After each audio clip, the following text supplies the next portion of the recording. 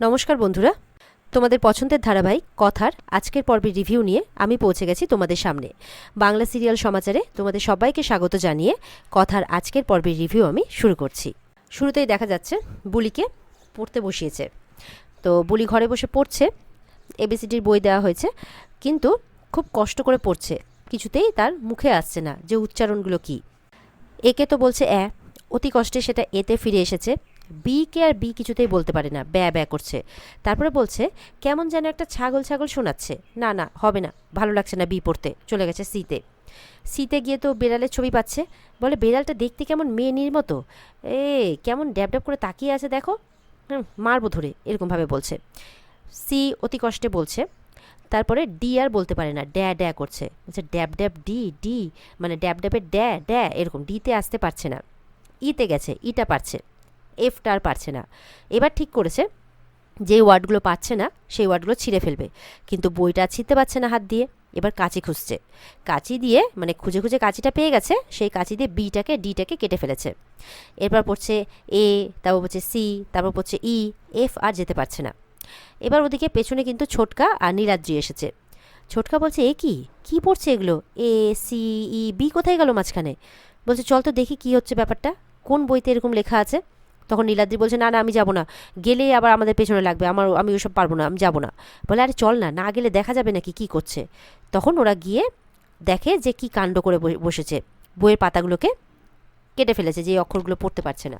বলছে এ কী করেছো তুমি? তখন কথার মুখটা ফুলে আছে, মানে সেই সময় বুলির খুব খিদেও পেয়েছে। খাওয়ার কিছু না পেয়ে সেই অক্ষরগুলোকেই সে মুখের মধ্যে পুড়ে ফেলেছে। তারা আসার পর সেগুলো খেয়েও ফেলে। বলে কি হলো, এই ওয়ার্ডগুলো কোথায় গেল? বলে যে চলে গেছে, যেখানে যার যাওয়ার সেখানে চলে গেছে, বাদ দিন, ওইসব নিয়ে আর মাথা ঘামিয়ে লাভ নেই। আমার এসব ভালো লাগছে না, বুলির দ্বারা পড়াশোনা হবে না, এসব হবে না। তারাও তো জোর করছে পড়ার জন্যে। এবার বুলি ফোন দিয়ে এটেছে, এই নীলাদ্রির পেছনে লেগেছে। একবার তার চোখের চশমা খুলে নিচ্ছে, একবার বলছে এ তেলা মাথা জামাইবাবু। বলে দেখো আমি কিন্তু মাথায় তেল দিইনি। বলে বাবা, মাথায় তেল দাওনি তাও চুল এত চকচক করছে, তাহলে কি তেল দিয়ে স্নান করেছিলে নাকি আগের দিন? ছোটকা তো সেই হাসছে, বলে দেখো তুমি না আমার পেছনে এইভাবে লাগবে না, বলে দিলাম।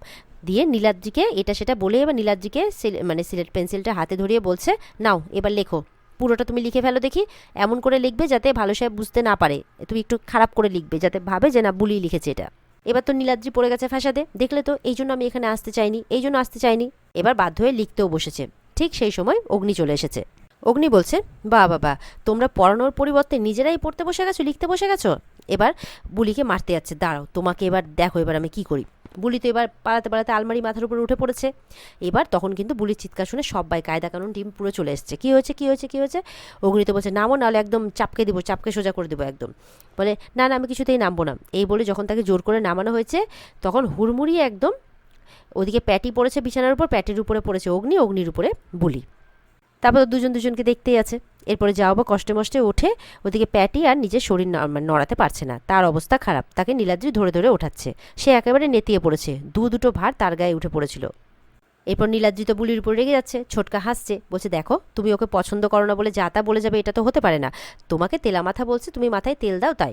বলে দেখো আমি কিন্তু কাল থেকে মাথায় তেল দিইনি, ঠিক আছে। এদিকে অগ্নি বলছে বুলিকে, যদি পালানোর চেষ্টা করেছো না একদম মেরে পা ভেঙে দেবো। এদিকে ছোটকা কিছু বলতে চাইছে, কেউ ছোটকার কথা শুনছে না, লাফ মেরে তখন বিছানার উপরে উঠে পড়েছে। এই শোনো আমার কথা শোনো।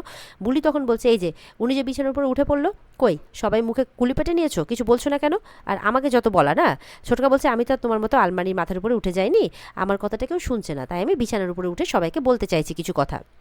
ছোটকা বলছে শোনো, সবাই তো আর ইংরেজি পড়ে, মানে ইংরেজি সরি, মানে ছোটকা ওর মতনই ইংরেজি বলতে শুরু করছে। বলছে সবাই তো আর ইংরেজি পড়ে বিশাল মাপের কেউ কিছু হয়ে যায় না, আমাদেরকে সবাইকে আগে জানতে হবে বুলির কাছে যে বুলি কী চায়, তাহলে সেই দিকটাতে ফোকাস করতে হবে।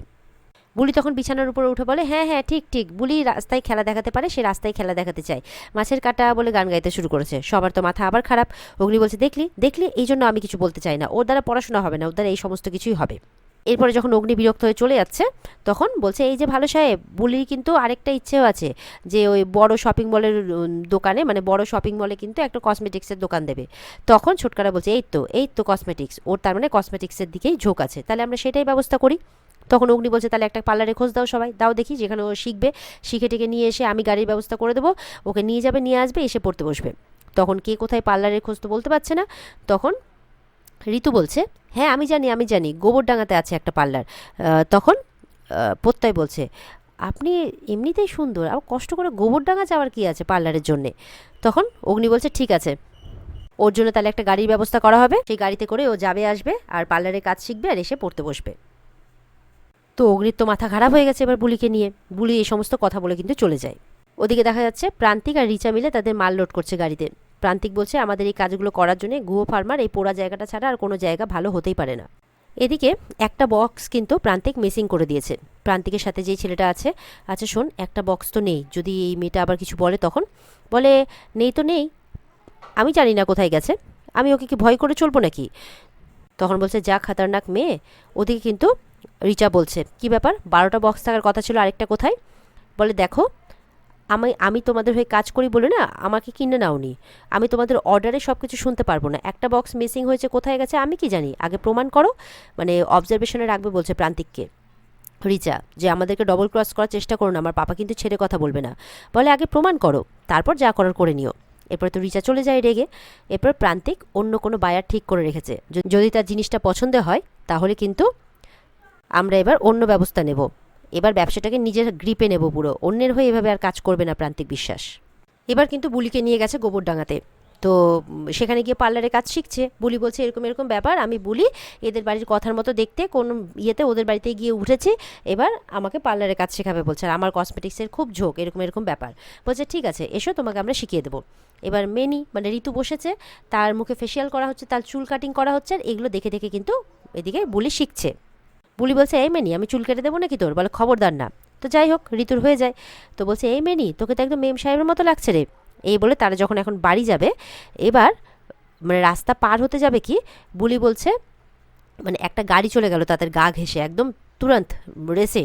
বুলি বলছে কী রে, বাড়িতে বিয়ে লেগেছে নাকি, এরকমভাবে গাড়ি চলে গেল মানে, দাঁড়া তো দেখি। এই বলে গাড়িটার পিছু নিচ্ছে। এই গাড়িটা সেই গাড়ি যেই গাড়িতে মাল লোড করে প্রান্তিকরা পাঠিয়েছে, সব ইল্লিগাল কাজকর্ম হচ্ছে এই গাড়িতেই। তো গাড়িটা কিন্তু একটা পথ দিয়ে যাওয়ার পর হঠাৎ করে অদৃশ্য হয়ে যায়। মানে বুলিরা দেখে অবাক, কী ব্যাপার, গাড়িটা ওখান দিয়ে গেল তারপর কোথায় গায়েব হয়ে গেল, উবে গেল নাকি, কী হলো ব্যাপারটা, যাই তো গিয়ে দেখে আসি। ঋতু আটকানোর অনেক চেষ্টা করছে কিন্তু বুলি কারো কথা শুনবে না, বুলি দৌড়েছে। তখন ওখানে লোকজনকে জিজ্ঞাসা করছে আচ্ছা এখানে আপনারা একটা গাড়ি দেখতে পেলেন, তারপর কোথায় যেন চলে গেল গাড়িটা। বলে এরকম প্রায় হচ্ছে, এখানে প্রচুর গাড়ি দেখা যায়, কিন্তু ওই জঙ্গলের দিকে কোথায় যেন চলে যায়, আর কেউ দেখতে পায় না, তো আমরা ওর খোঁজ খবর করি না। বুলি বলছে আরে এ তো খুব সন্দেহজনক ব্যাপার, ব্যাপারটা তো জানতে হবে। তখন ঋতু বলছে তুমি তো পুরো কথার মতো দেখছি, এইটা না একদম ঠিক লাগছে না, সত্যি তুমি কে বলো তো। তখন বুলি বলছে আমি বুলি আর তুই মেনি, চল এবার এখান থেকে। এদিকে প্রান্তিকদেরকে তাদের ওপর ডিপার্টমেন্ট থেকে মানে বলছে এরকম স্মাগলিংয়ের কেস খুব বেড়ে গেছে, আর শহর থেকে নাকি 15 জন 3 মাসের মধ্যে উধাও হয়ে গেছে, সব বয়স্ক লোকেরা। ওই যে সমস্ত লোকদেরকে নিয়ে তাদের উপরে যে এক্সপেরিমেন্ট করছে সেই কারণেই লোকজনগুলো এইভাবে গায়েব হচ্ছে। তো এই সমস্ত জিনিস জানার পর তাদেরকে কিছু ছবি দেয়, মানে সেই হেড ডিপার্টমেন্ট থেকে, হেড অফ দ্য ডিপার্টমেন্টের যিনি প্রান্তিকদের সমস্ত ব্যাপারটা বোঝাচ্ছে, তাদেরকে দায়িত্ব দিচ্ছে এই কেসটার। তো সেই ছবিগুলো দেখতে দেখতে একজন বয়স্ক মহিলার ছবি পায় তারা, যারা যেই মহিলা ওই মানে প্যাটিদেরই অন্য কোনো বাড়ি হোক বা অন্য কিছু দায়িত্বে ছিলেন আর কি। তো প্যাটি তো অবাক হয়ে যায়, কি ইনি নিখোঁজ হয়ে গেছেন, তাহলে তো দাদুকে জানাতে হবে। তো গিয়ে তাই দাদুকে জানাচ্ছে, দাদু তো বলছে কি হচ্ছে কি, উনি নিখোঁজ, আমাদের বাড়িতে কি কিছু গ্রহণ লেগেছে নাকি, কি হচ্ছে এইসব, কিছু বুঝতে পারছি না। এবার প্যাটি যে তার দাদানের সাথে কথা বলছে, সবাই মিলে আলোচনা করছে, বুলি কিন্তু পাশ থেকে দাঁড়িয়ে সবটা শুনছে।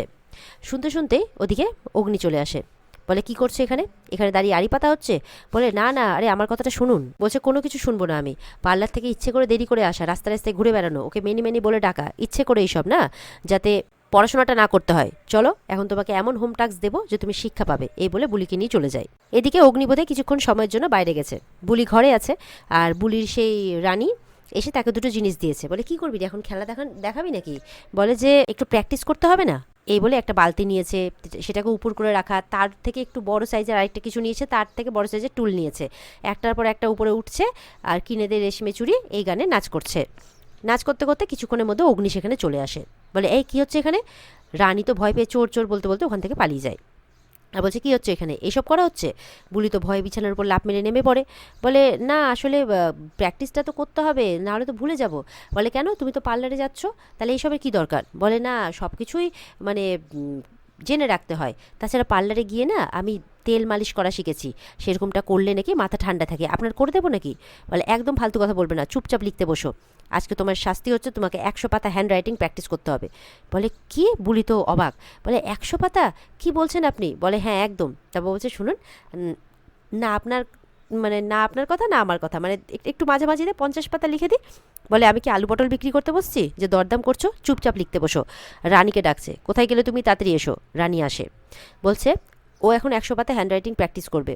যদি সেটাও কমপ্লিট না করেছে আমি কিছুক্ষণে এসে দেখব, তাহলে কিন্তু আমি তোমাকে শাস্তি দেবো। এই বলে অগ্নি চলে যায়।